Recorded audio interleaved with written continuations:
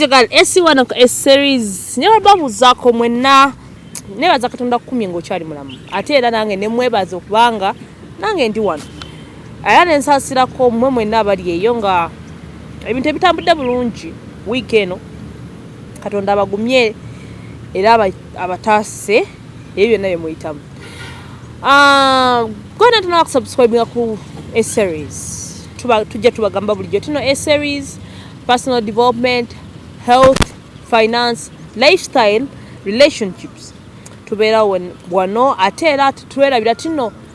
gwena tunaba kusubscribinga please subscribe to the channel likinga commentinga sharinga oba ng'onyumirwa naffe tunyumirwa jukira ate tusoma ate tuyiga kugaba byonna biri wano essanyu liri wano kati sharinga ne mukwano go call upon them bagambe a series yekyo gye balina okulaba ku YouTube. I talk about these things out of experience. I talk about these things nga yes.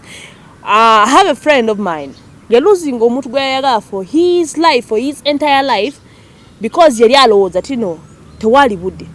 Okay? So obudde kyeki amutemanyi we know we work. Tukimanyi bungi mukola, tukimanyi bungi mwagala nnyo kola, tukimanyi bungi tunonya ssente, tukimanyi bulungi ebintu bingi ebibeerawo, ebintu bingi ebijja, ebintu bingi bikugaba betukola.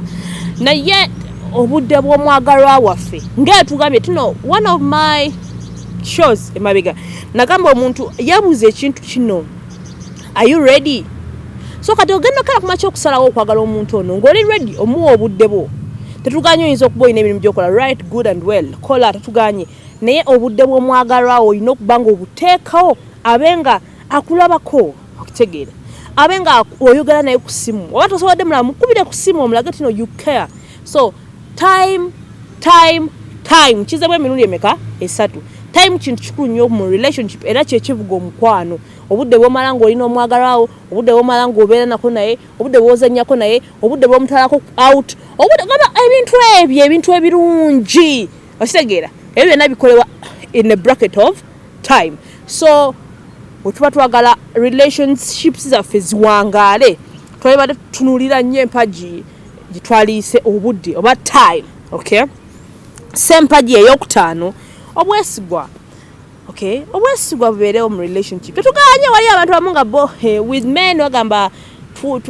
nkwagala right naye okwenda sola kuvaako naye kyali badde nga okwegamba tukuma obwesigwa kasita ogwa mukwano olwo ebintu ebimu byolina okwesonyiwa ebintu by'okulimbalimba ebyo ebintu by'okukumpanya ebyo ebintu ebyo byonna twalibadde tubisuula ettale obukeera ku makino gaba ndi mu love era njagala love yange eno egende mu maaso kola ekyo kyolina okukola kubanga omukwano wegwe guli so obwesigwa naye mpagi nkulu nnyo mu mukwano guno yeah tip nkulu nnyo when it comes to relationships so if you want to have a successful relationship olina okubanga naye ogitunuuliranga empagi ey'omugaso obwo bugumuyikiriza tetuganye tugamba mu relationship abamu tubagalako biki bye balina abamu fenna abamu balina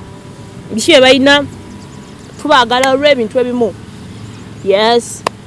naye oyinza okuba oyagala omuntu wo oba omulimu ne gujja ne gumuggwako oba n'alwala ebintu ebyenjawulo kubanga tumanyi Katonda kyetusobola okusaba Katonda tukuuma nga tuli balamu okay era kyetusobola okusaba Katonda kutuwa ebyo bye twagala naye Katonda yalina plans zaffe bulamu so in life fenna tukimanyi mubeeramu obuwanvu n'obugga mulimu ebintu bye tukola nga mulimu ebintu ebijja nga tuli ready nebijja gumiikiriza omuntu wo gwe walonda ekintu kijja kuba kitambula mpolampola kuba tukimanyi tino ebintu ebimu bijja naye ate ne bimala ne bigenda so please kyonna kye kiri olina okugumiikiriza patanawo acceptance banange I don't know how can kino ekintu kyogere ntya omanyi gwe tugenda ne tugwa mu mukwano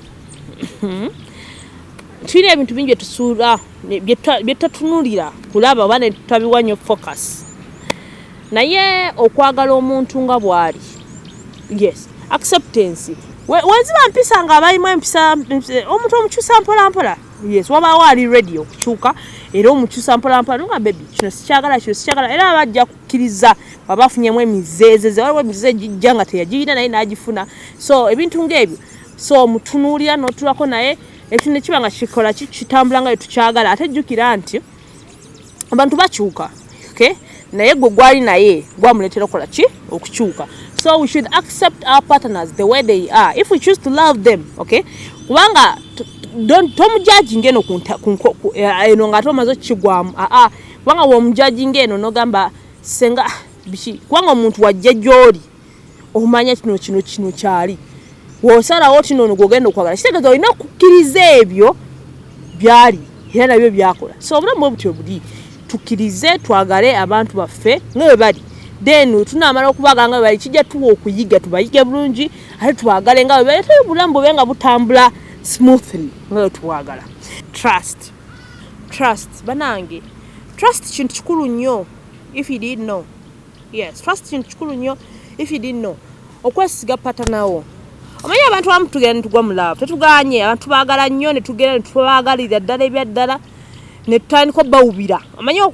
obujja yes it's normal okubeera nga omuntu omwinako obujja it's normal it's okay my dear naye okwesiga olina mwesiga obujja n'otandika omukwira esimu owaaye oli luddawa owaaye omusanga n'omuntu omulala n'obakuba ebikonde waliyo abantu abalina ebibeerabeera ebyo ebitabo biti ebyekidongodongo ebyekijega it's not good kyolina okumanya kwesiga patanawo omwesiga agenze kola beera omutima gugume yes togoberera nnyo kubanga ate onagoberera nnyo ojja ku by the way abantu abamu tebagala balunda bakiyita kulunda tebagala balunda kati wagenda ng'olundalunda nnyo ebyo mulundirira ebyo you will end up losing someone or a relationship ejja kufa kyolina okukola kwesiga patanawo omanyi tino twasimagana mwesiga yes olimu ebiseera ebisinga webikeera nga I won't be alone nga omuntu muwe space yo aba ajagala okay so you don't need to kubeera nga kino nobeera nga notandika n'omuteekako abamugoberera because you don't trust your partner my dear you have to trust your partner banga waanaaza kyo tomutrustinga kalas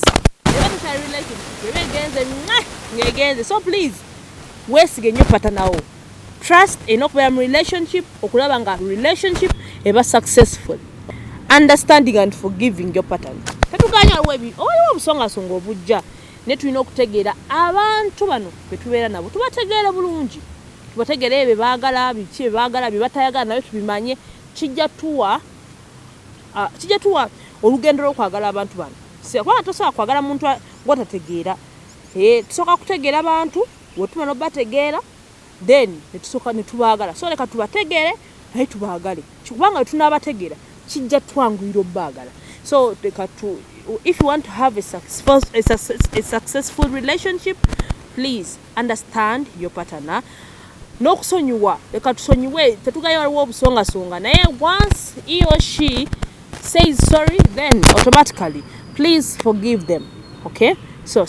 bada wano ku series njagala okubazaako mwenna abasubscribinze please subscribe to the channel likinga commentinga sharinga ate era sakwera yabadde ku camera muwina photography and videography gwenna ali eyo ng'oyagala bupati oba twabogerako luli eri bupati oba okusanyuka nga abantu bakuba bali kyaye obupati oba obulungi baby showers all those parties embaga byonna kukyala gwenna abantu emikolo ennaku zino abantu kukyala kwanjula byonna kasiki nga weetaaga camera personnel please muwina photography we bali basangibwa we wandegeya ku North Wing bakuba ekifaananyi kikyotalabanga so please basanga wate ku bbeeyi entonotono etagenda kulemesa si kulemesa kwejjako era still neŋŋamba abasi of advertising agency bakola digital marketing we nanga business yo oyagala giranga oyagala bulango oyagala kiwona bwenna kika kyakalango ng'okwagala self advertising agency t-shirt printing promotions byonna billboard byonna babiina osobola basanga ku 0784 435 441 mbadde wano ku series love you we meet next time.